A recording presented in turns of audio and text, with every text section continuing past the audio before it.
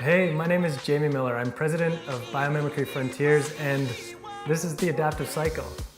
The adaptive cycle is a model of ecological succession. It really just describes how ecosystems evolve.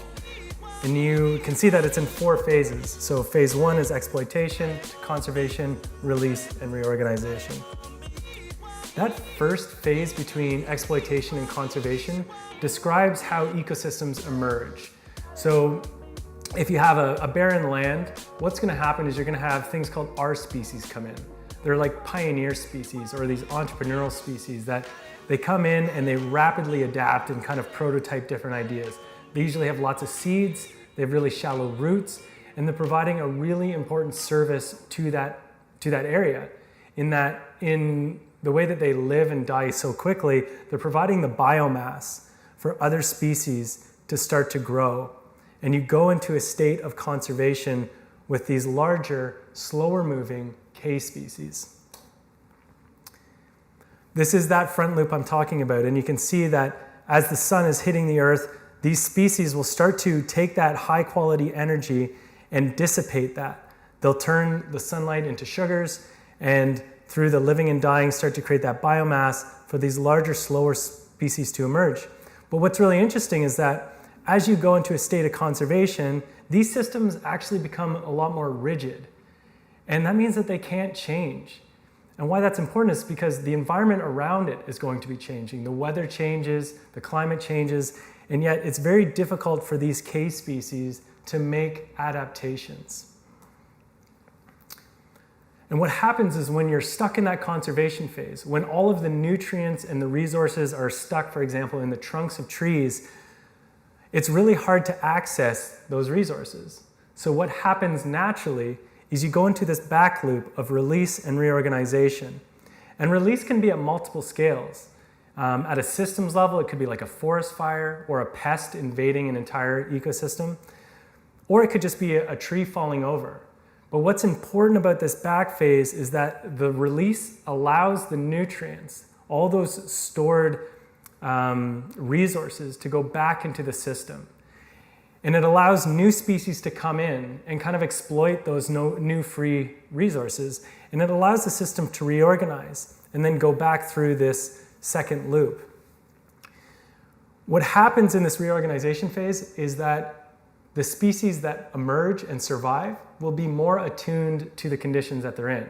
So I'll give you an example. Say a tree, like a willow tree, is along a stream. And if that stream dries up, it's in a state of conservation, and eventually the willow will die and release back into the system. And what happens is the organisms that come and reorganize might be more drought resistant if that river's dried up. They'll be more appropriate and more attuned to those local conditions. What's so interesting about this model is that it gives us kind of a framework for how to look at our systems, our built environment. And you can actually transpose that model and look at the systems that we've kind of inherited or developed. So an example is the automobile industry. Early on, people making automobiles were kind of garage hackers. They were in there just making stuff, trying to figure it out, very entrepreneurial, pioneer species. And they come up with a design. And from that, they've kind of hit this market and everyone's interested. They grow into a state of conservation, where all of a sudden now you've got new competition, you've got higher diversity of within the industry, you've got like a battling kind of like a complex ecosystem. But what's really interesting is that in 2008, what we saw is when the market was starting to get volatile and trying to collapse, it was trying to show us this release phase. It was trying to go into a natural release and reorganization, especially in the automotive industry, where we had 3 major players in Detroit. And what we did as a species, instead of allowing that release and reorganization, is we pumped a lot of money into conserving those systems. And from a human sense, that makes a lot of sense because those are a lot of people, that's a lot of livelihoods that are at stake, so we want to try and conserve all those jobs. But what could have been done is that maybe that money could have been distributed to all the innovation, like different transportation systems or different ways of creating cars. And you maybe would have seen a natural evolution. But we've been able to hold system in conservation. What's also interesting is that naturally the system got disrupted anyways, and it will probably get disrupted just from innovation and entrepreneurs. The best example is Tesla, and specifically Elon Musk.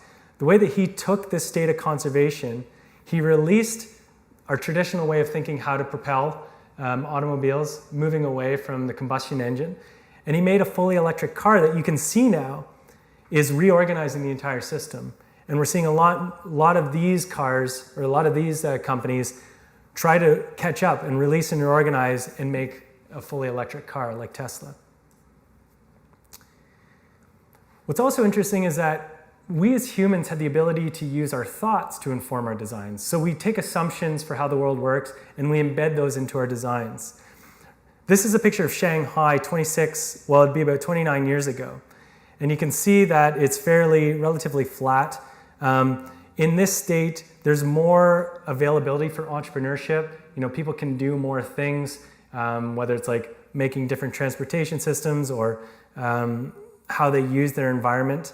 And through all of that innovation and entrepreneurship, they created the foundation, whether it be an economic foundation or just a psychological foundation for how that system emerges.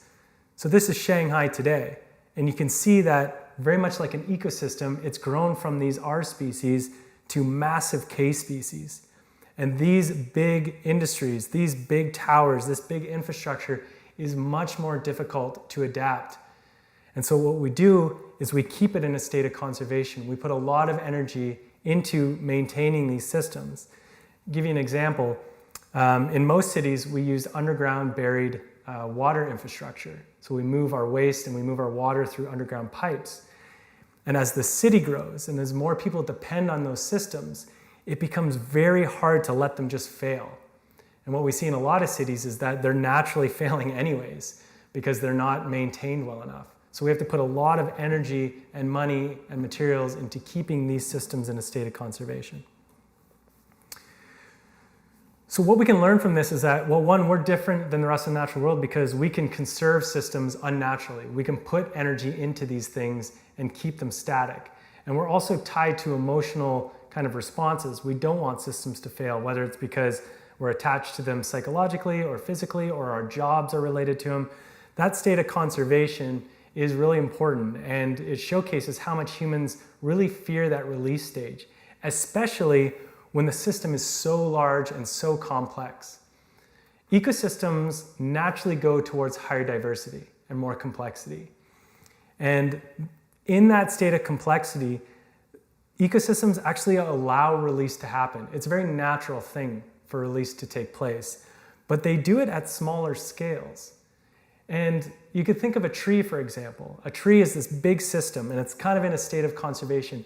But every fall, that tree will drop its leaves. It will release the leaves and allow those leaves to go back into the soil and allow new leaves to kind of start up again. And those new leaves will be more attuned to the conditions, whether they're broader to pick up more sunlight, they're smaller to stop so much water being evaporated from them. But that release allows the system to adapt and evolve. And another example is like maybe a tree falls in a forest. That's a bigger release. But at an ecosystem level, that tree falling allows new species to use those resources and fill up that gap. And that allows more diversity and more redundancy and ultimately more resilience. So you can see that in an ecosystem, we have multiple adaptive cycles, which are called a panarchy. And because there's failure at smaller scales, the system can keep maintaining its resilience. It's constantly taking feedback from the environment. Another example is even at the bark level. So you think of a trunk of a tree, that bark is picking up information from the environment. It's learning, okay, how much oxygen do I have? Are there pests here? Are there invaders? And making autonomous adaptations. It's changing without really talking to the rest of the tree and saying, okay, there's a lot of people hitting me, or there's an axe that keeps pumping me. I'm gonna make some changes. I hope you guys are okay with it. And it'll adapt and evolve at a smaller scale. When you compare that to human systems, a lot of our bureaucracy or a lot of top-down management stops this small-scale release from happening. So you can see that we kind of collapse this into this, and then this into this system. And that makes us very vulnerable because release at this level is way more dramatic than release at this level. So that's the adaptive cycle. It's a quick introduction to how ecosystems evolve and how that model could really inform how we look at a built system or our buildings in our built environment. All right, thank you so much for joining me. If you're interested in learning more ways that nature could inform our designs, check out an idea called biomimicry. It's innovation that's inspired by nature. For example, Velcro, which was inspired by birds. It's a way of looking at the world that really revolutionizes how we see both nature and design, and it's leading to a whole new slew of innovations that are changing the way that we do things. You can check out biomimicryfrontiers.com to learn more about biomimicry, or if you're interested in actually taking a course on biomimicry, we are offering an online do-it-yourself course that really takes everything that I've learned from the last 15 years of teaching and practicing biomimicry, and I'm giving it to you, helping inspire more technologies that are inspired by nature and that could really prove to creating a sustainable and efficient way of doing things.